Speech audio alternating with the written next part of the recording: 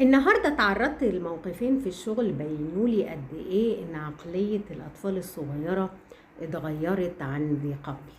الموقف الاولاني طفل هيشارك في بلاي في مسرحية عشان الانيوال شو. فالرول بتاعه كان دور ملك شرير. فمامته كلمتني قالت له ان هو رافض تماما ان هو يعمل الدور ومش هطلع في الحفلة ومش هروح. فجبت الولد. هو قالوا له هو ده وهو ده دورك وخلاص، end of discussion، مفيش مجال للمناقشة. فلما اتكلمت مع الولد قلت له حبيبي ليه انت مش عايز تعمل الرول بتاعك ده؟ دور جميل وكبير. فقال لي انا مش عايزه اطلع ابقى شرير. انا شايف ان الكاركتر دي مش احسن حاجة ومش عايزها. فقلت له انت هتطلع في بلاي في مسرحية وليك رول، يبقى انت ان اكتر ممثل.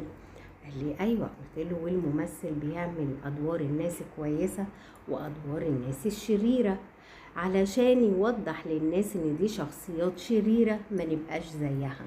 صح ولا غلط؟ يعني انت بتنبههم لحاجة ان الناس تبعد عنها، انت بتعلمهم ايه الصح وايه الغلط.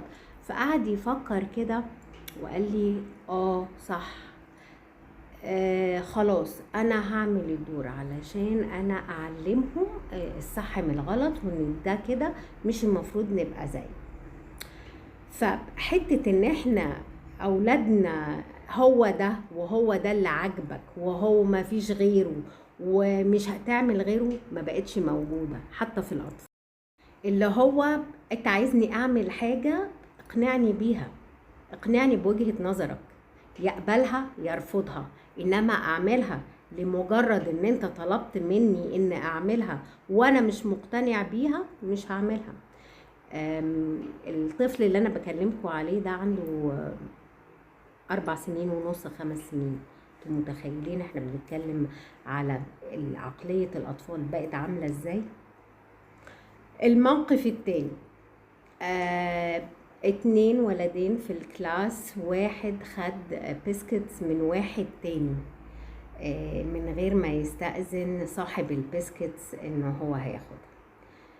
ف say sorry you shouldn't do this ومش عارف ايه والكلام من ده وكده. جبنا الولد بقى صاحب البسكتس اللي اتاخدت منه وقلنا له انت عايز ايه؟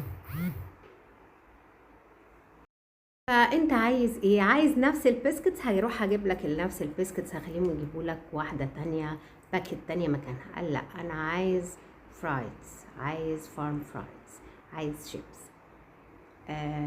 هو بيعلي، هو دلوقتي بيبارجن، انتوا خدتوا مني كذا بدون موافقتي، فانا عايز اللي من وجهة نظري احسن واعلى.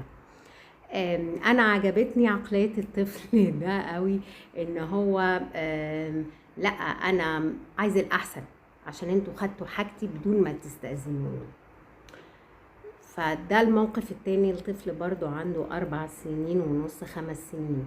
فلك ان تتخيل الاطفال والعقلية بتاعت زمان، وركنوا جنب الحيطة والاطفال ملايكة وما بيفهموش حاجة ومش مدركين والكلام ده. مفيش الكلام ده، الاطفال اذكى مني ومنك ومن اللي حواليك،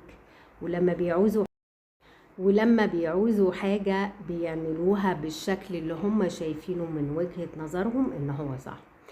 انا بقول الكلام ده ليه؟ بقول ان التعامل مع الجيل اللي طالع ده مش هو نفس طريقة التعامل من الاجيال السابقة.